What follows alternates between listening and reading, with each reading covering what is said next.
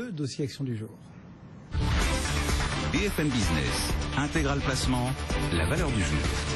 Ce dossier action, c'est Airbus Group qui figure parmi les plus nettes progressions du marché en ce moment. Le titre gagne 1,6% à 43,35. On en parle avec Frédéric Rosier. Bonjour Frédéric. Bonjour. Vous êtes conseiller de gestion chez Mescart Gestion Privée. Airbus et des chiffres commerciaux, hein, c'est cette saison. Chaque avionneur y va de sa petite publication. Et a priori, Airbus aurait vendu plus, mais livré moins que Boeing en 2014. En tout cas, le marché a l'air d'apprécier. Comment est-ce que vous percevez cette performance d'Airbus? On est sur des ventes historiques pour les avionneurs. C'est vrai que Boeing avait annoncé des commandes historiques, plus de 1550 commandes brutes.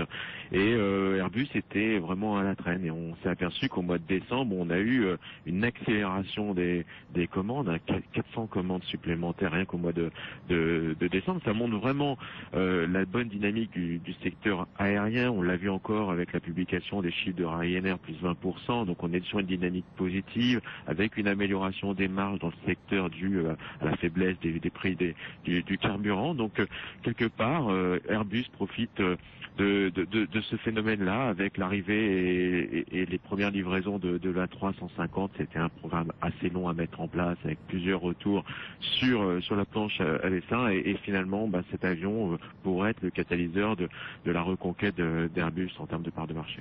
Voilà donc pour la première vision que l'on peut faire de ce dossier. N'empêche que, Frédéric, il y a beaucoup d'interrogations, on va dire, sur le secteur, parce que il y a bien évidemment le dynamisme commercial, mais il y a aussi les fondamentaux, et ceux du pétrole et ceux des devises, ils sont aussi pour beaucoup. Qu'est-ce qu'on peut dire de ce secteur dans ce nouveau contexte? Alors, on l'a vu, Airbus a été une des plus mauvaises performances l'année dernière, avec beaucoup d'interrogations, des interrogations sur des retards de livraison. Est-ce que oui ou non Airbus était capable de tenir ces niveaux de rentabilité, des questions sur l'avenir de la 380. Donc beaucoup de questions qui faisaient que ce titre qui était un peu la star de ces dernières années a souffert à tel point que la capitalisation boursière, bon an mal an sur les dernières publications, a perdu entre 6 et 7 milliards en bourse. Donc on arrive sur des niveaux de valorisation aujourd'hui qui sont plutôt faible avec cette visibilité. On a, ne serait-ce que sur la 350, quasiment 800 commandes. On a un backlog de quasiment 8000 avions. Donc en termes de visibilité, je ne connais pas beaucoup de secteurs qui permettent d'avoir cette visibilité. Alors après, c'est vrai que c'est d'un aspect financier. On a des questionnements. Oui, comment Airbus va gérer ce mouvement sur l'euro-dollar? Est-ce que ça lui permet de grignoter encore des parts de marché auprès de Boeing? Est-ce que la montée en cadence de certains programmes n'a pas affecté sa rentabilité globale? Mais le fait est aujourd'hui que Airbus, ça se paye à peu près 14 fois. On a des peu de 14.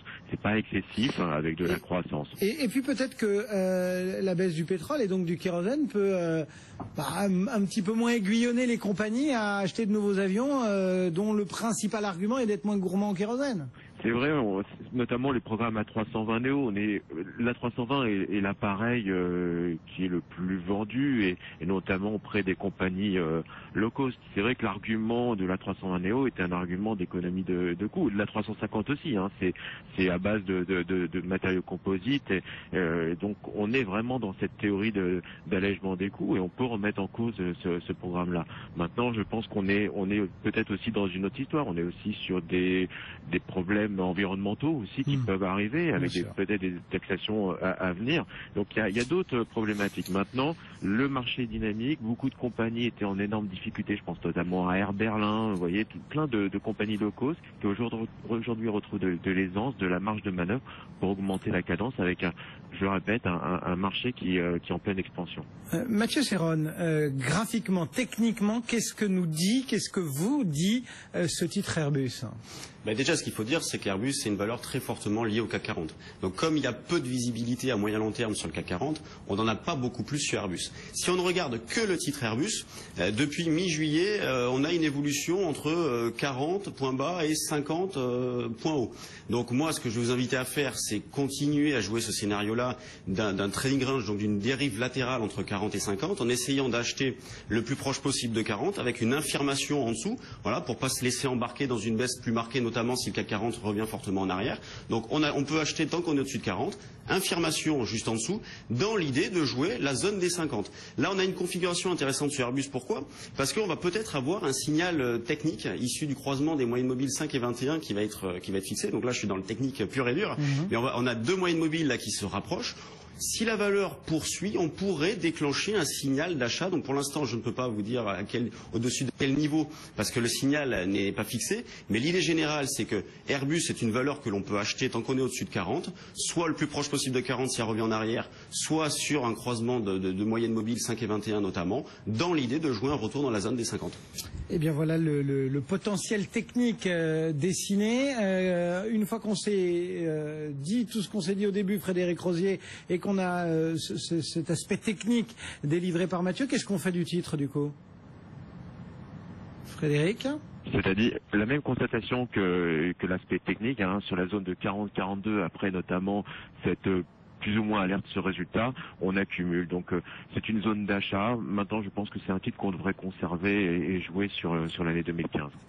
Airbus Group, donc, plus 1,95 ce matin à 43 à 44. Merci à tous les deux. Mathieu Serron, qui était en duplex depuis Perceval Finance Conseil, et puis Frédéric Rosier, qui nous répondait, lui, depuis Mescart Gestion Privée. Le CAC 40 pile sur les 4100 points en ce moment. Il progresse de 0,42% avec un volume de transactions qui peine un peu à s'étoffer, 700.